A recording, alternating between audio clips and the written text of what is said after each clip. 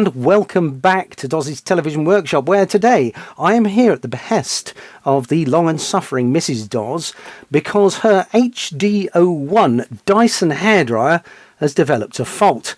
So let's get into it. Right, well, the fault as described is it's intermittent somewhere up in this lead, and I can see the lead is a little bit distressed in places. I think she has a habit of winding it up when she's done with it, and it has failed internally. So yeah, we've got to get into the thing.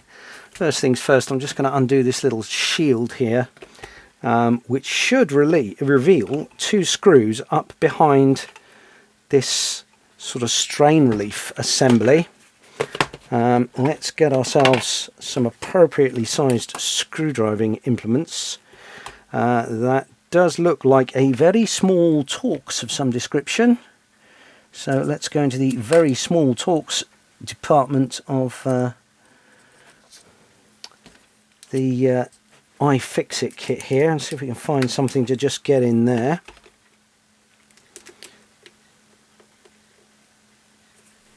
That's too small.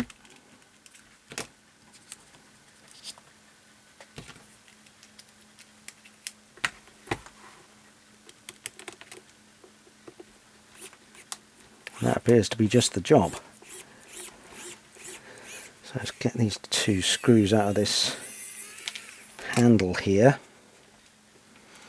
I think I'm going to need a pot. These screws are very small. One moment, please. There we go. Right. Another one in this side here.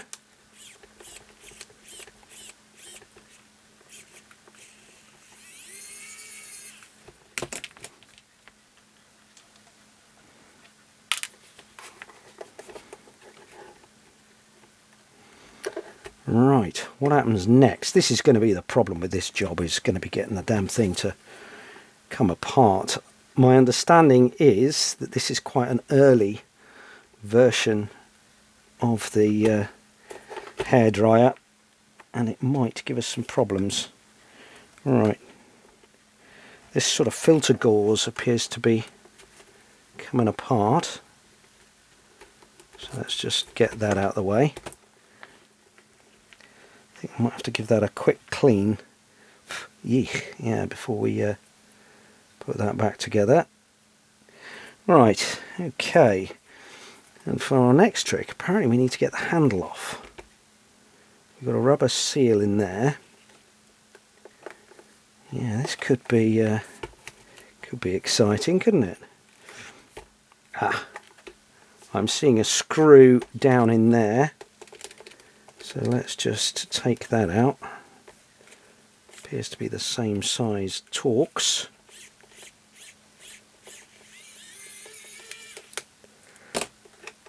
Let's not drop it down the hole. And it looks to be the same size screw. For reference, this is a T5 bit. Right. So that's the only one screw that appears to be holding that in.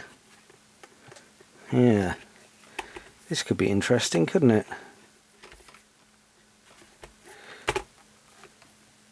What's that under there?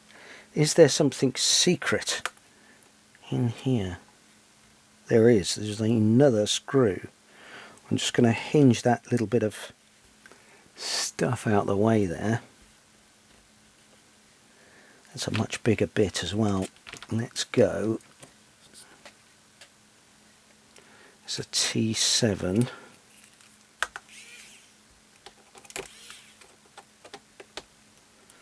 Yeah, it might be a T8 actually, but T7's doing the job. Let's just... well, that's tight. That is very tight.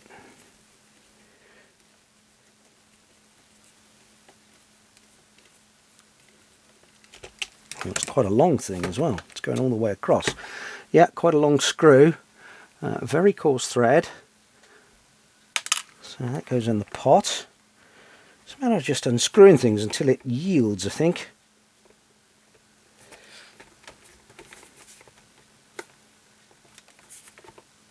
We need to get this handle off here, don't we?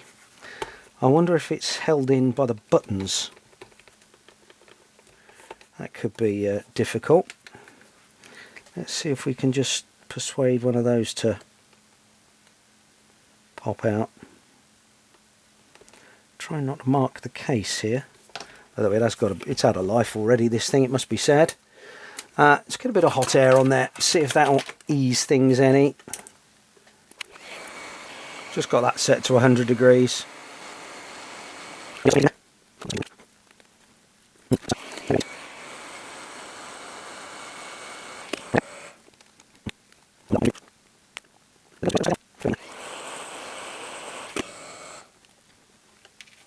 That's it, we've got it out.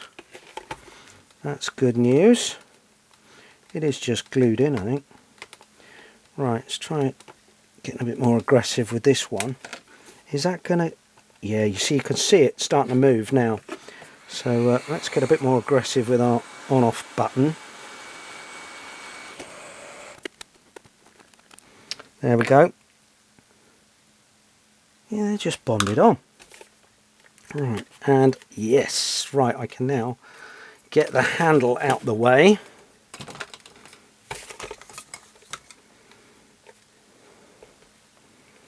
So presumably now we need to split this in half. There's some O-rings there. Let's just get rid of those.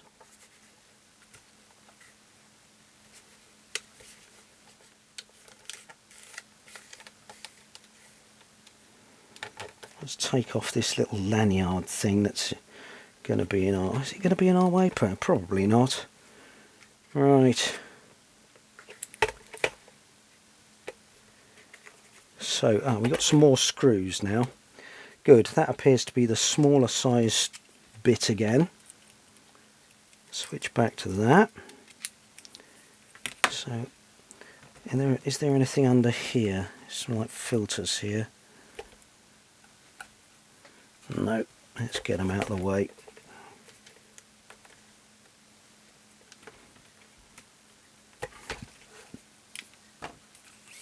Alright.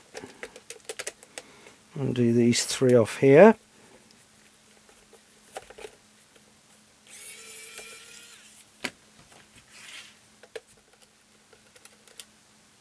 That is a shorter screw than the others. You can see that. So a short one. It's another shorter one.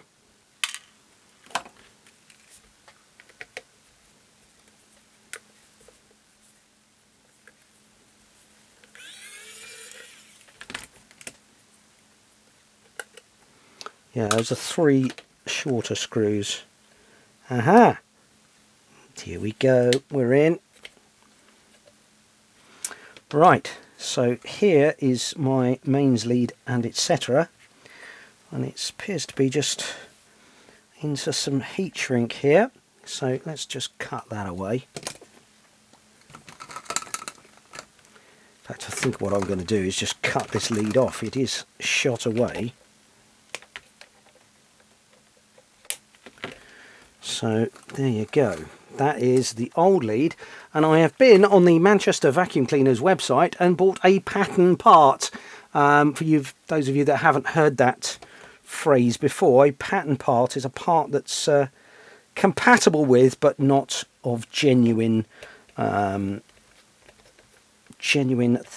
genuine part. It's not come from Dyson, it's somebody else's bit made to look like it. Pattern parts generally of adequate quality, maybe not the same as Dyson, maybe better, who knows, but yeah, no, they are not an official part. They generally work out a lot cheaper. On the Manchester Vax website, this cost me less than £13 delivered, and we've got the sort of round Dyson-ish plug on there. It's not, obviously, has got the logo and everything in it, because it is not an official part. But yeah, it'll be absolutely fine for this job, I'm hoping.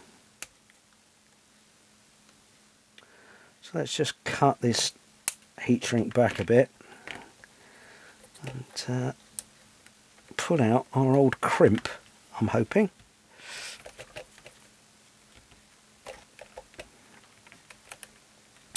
Now there was a bit on the website that said if you've got a really early hairdryer, you'll find the crimp is a different size. And just looking at it, I think that might be the case. If I get a damn thing to uncrimp, I'd be a happier man. Is it locking? No. I just think I can't grab hold of it hard enough.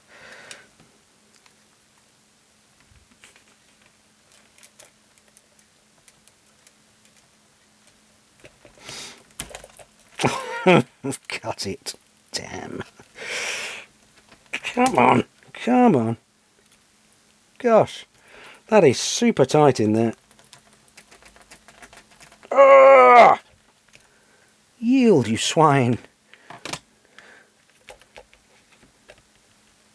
What is going on? It is just a little slip-on receptacle and crimp. Let's splay it out slightly with the cutters.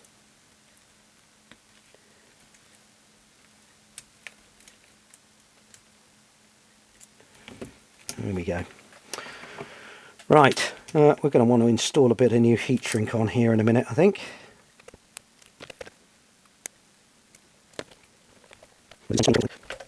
Oh, that's a very valid point. Best we put the tube and the O-rings and the filter back on that lead before I do it up. I'll come back to that in a second, because that would be a phenomenal catastrophe, wouldn't it? Because I don't suppose they'll fit over the plug. There we are. Right, that's got rid of that. Let's just trim back this heat shrink. There we have it. Now, the big thing is, are these crimps going to fit, or are they going to be rubbish? They are rubbish. Oh no!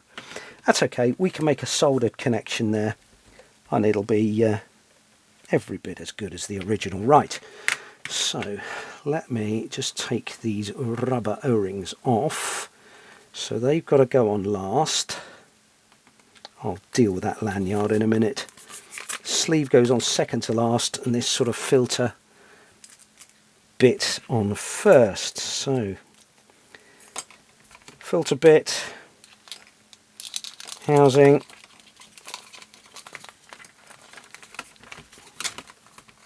O-rings. Right, now we can get on with the business again. So that mounts up like that in there.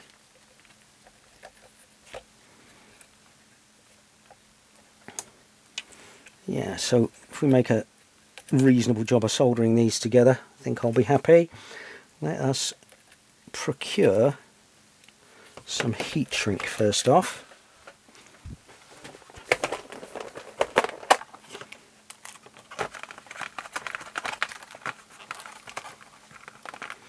Is that going to be big enough? No. Is that stuff going to be big enough? Oh, just about. I want two bits of that then, really.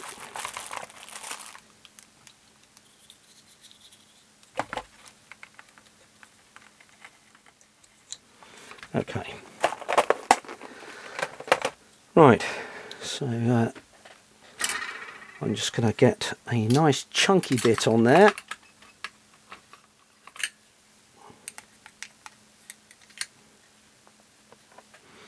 There was talk on this website of modifying the lead about, you know, filing these down to fit, or maybe filing that down to fit. You've got far quite a bit off. I think we'll just go with a solder job.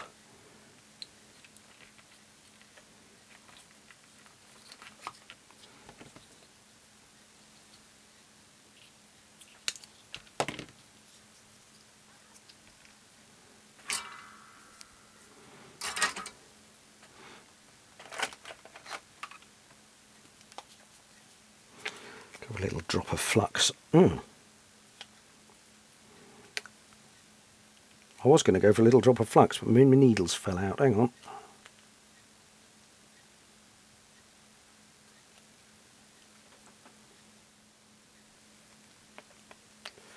Needle reinstalled in flux bottle.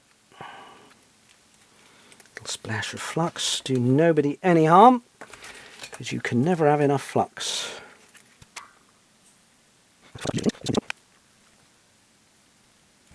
There we go. And repeat for these, I suppose.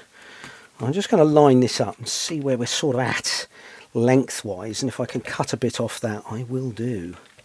So let's pop that in like that.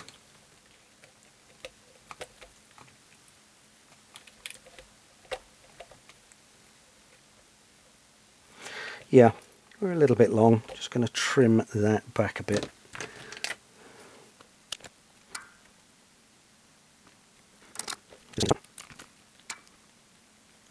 And we sort of should be good to go here. Right, let's pop our heat shrink over there.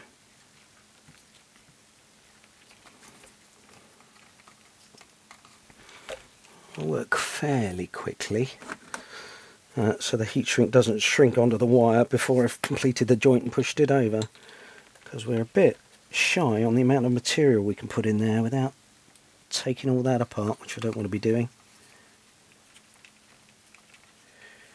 So quickly solder that on there, move on in life. Right,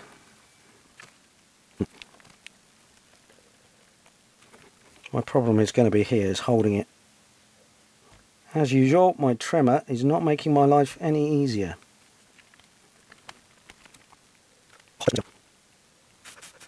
Well, if that fits in there, that'll do. Well, it does.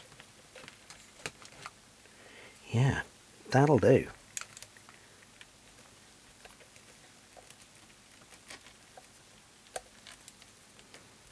Heat shrink just goes over.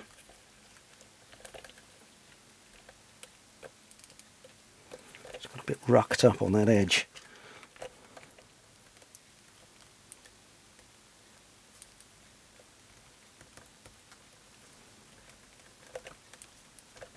There we go.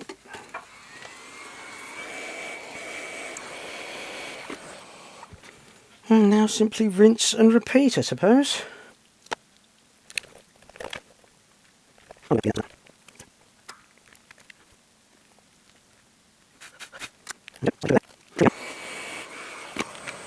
And then pop it back together and make sure we haven't made a nose of the job, and the case fits back together over these soldered crimps is going to be the biggest issue, I think, but I think we're all right. I think we're good.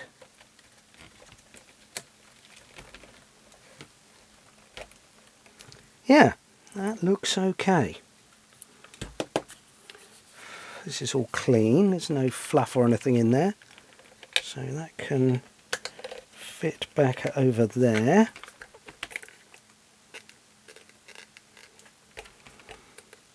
Where was that big chunky long screw? I think we might want to refit that one first to make sure this strain relief seats back in there.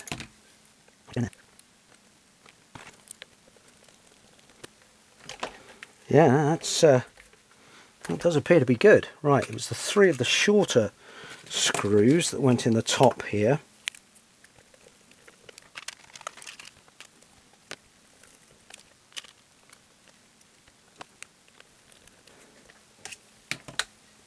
Oh, right, that's those three back in. Let's wiggle these O-rings back up the handle.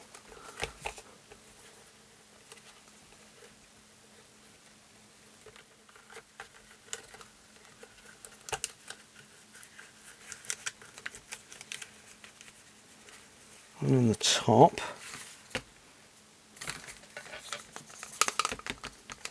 Oh, thought there was one missing then. Actually, we could have stretched that over the plug, I suspect, but anyway, best we don't have to.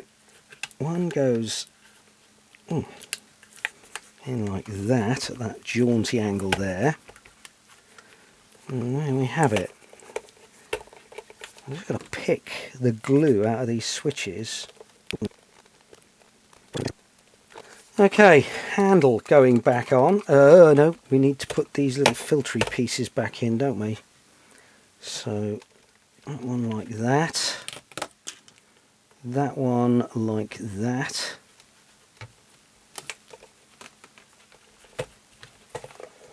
These two rather larger ones like that somehow.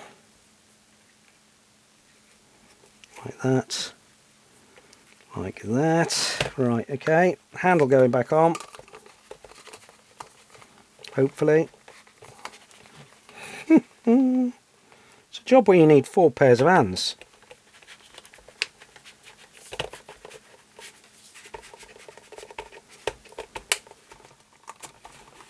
Whew. Yes, right.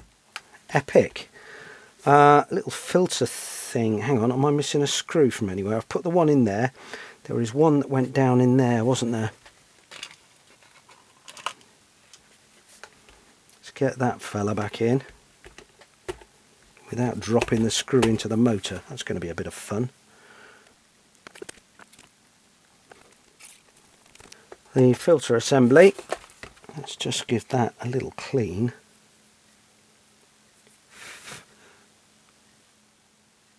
Not too bad really.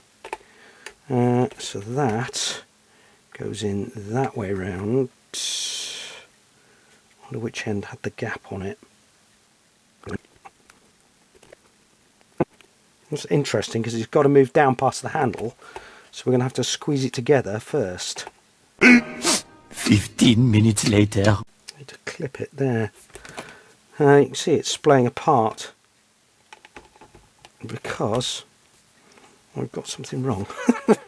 One debt to society later. Unless I have this filter on 180 degrees out, which is entirely possible. So let's have a go at that. Let's just turn that round that way. I'll see if it fits that way. Ah, yes, it will do, look. Because this piece of plastic stops short when I had it on 180 degrees out of whack. What an easy thing to put back together. Yes. Yes. That's it. I think we're there. 2 screws.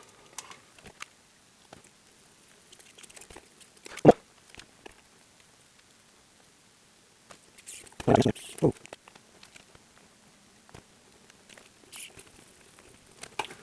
Place the filter housing thing back over the top. That's the little mark. There we go. Now all I've got to do is glue the buttons back on. That could be exciting. Right, I'm going to have a cup of tea and then try and get steady enough to glue those buttons back on. Right, well, the glue's gone off on the buttons, so there's only one thing for it. Plug it in and see if it works. Oh. Brilliant.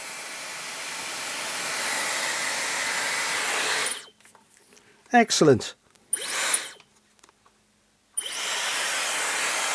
Yep, no more intermittency in that cable.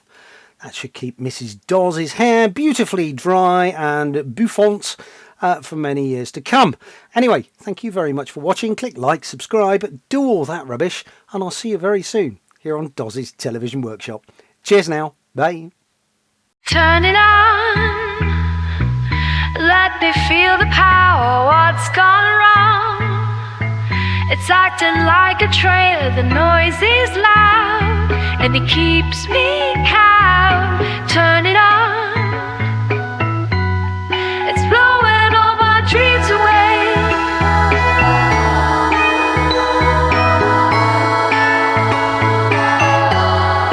Feel heat, but it's not for play.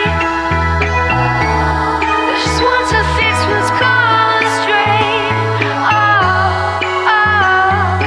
Worrying loud, clogged and full of tension. Help me now.